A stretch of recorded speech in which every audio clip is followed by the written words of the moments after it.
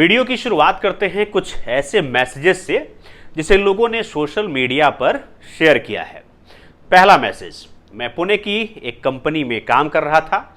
एक दिन मैं ऑफिस में था तो घर से फ़ोन आया कि वाइफ की तबीयत अचानक बिगड़ गई है। मैं तुरंत मैनेजर के पास गया कि मुझे छुट्टी चाहिए। इस पर मैनेजर ने कहा, तुम छुट्टी लेकर क्या करोगे? तुम क्या डॉक्टर हो? कुछ समय बाद मेरी पत्नी की मौत हो गई।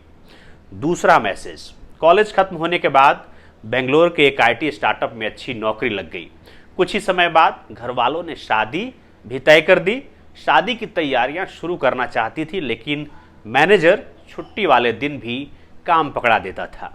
शादी के 1 महीने पहले तक भी वो मुझे बोलता कि सक्सेसफुल होना है तो छुट्टी के दिन भी 2-3 घंटे काम के लिए निकाला करो। आखिरकार मुझे नौकरी छोड़नी पड़ी।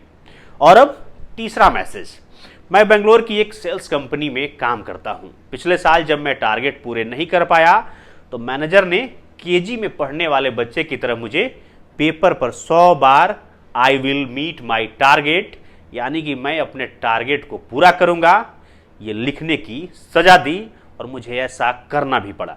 सोशल मीडिया पर इन दिनों ऐसे मैसेजेस की बाढ़ है जिसमें लोग अपने दफ्तरों के एक्सट्रीम वर्क कल्चर के एग्जाम्पल शेयर कर रहे हैं। इसने पूरे देश में वर्क लाइफ बैलेंस को लेकर एक बहस छेड़ दी है। इसी बहस में एक सवाल उठा है कि क्या देश कोरोसी की गिरफ्त में है? कोरोसी का मतलब क्या होता है, मैं ये बता देता हूं। कोरोसी यानी कि काम करते करते मौत। ये एक जापानी शब्द है जो तब चलन में आया जब जापान में काम करते करते लोगों का मरना आम बात हो गया था। नमस्कार, मैं हूं विपुल और आप देख रहे हैं डेमोक्रेसी एक्सप्रेस। सिर्फ प्राइवेट ही नहीं, सरकारी दफ्तरों में भी टॉक्सिक वर्क कल्चर के कई मामले सामने आने लगे हैं।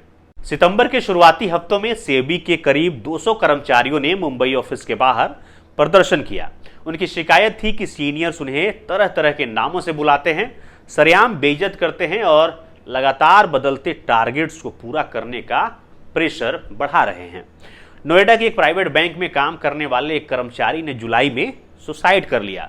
उसने 5 पन्नों के सुसाइड नोट में लिखा कि किस तरह ऑफिस में उसे हर दिन परेशान किया जाता है और तरह तरह की बातें सुनाई जाती हैं। भारत में वर्कप्लेस पर सेक्सुअल हैरेसमेंट को लेकर तो कानून बन चुके हैं, मगर टॉक्सिक वर्कप्लेस को लेकर अभी तक कोई एक्शन नहीं लिया गया है। कॉर्पोरेट्स में काम करने वाले लोग वर्किंग आवर्स से ज़्यादा समय तक काम करना ये नॉर्मल समझ चुके हैं। कंपनियों की मनमानी से कर्मचारियों की खराब होती फिजिकल और मेंटल हेल्थ को देखते हुए कई देशों ने पिछले कुछ सालों में कानून बनाए हैं, जिसमें हम ये बता सकते हैं कि Japan, Australia, Belgium, France, Ireland प्रमुख नाम हैं।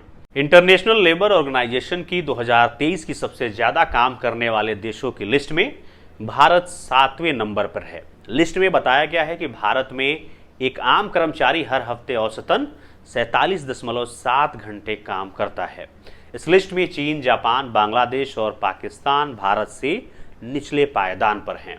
यानी इन देशों में कर्मचारियों के काम करने के घंटे भारत से काफ़ी कम हैं। जहां एक और नारायण मूर्ति और एलन मस्क जैसे उद्योगपति युवाओं से हफ्ते में 80 घंटे काम करने की अपील कर रहे हैं।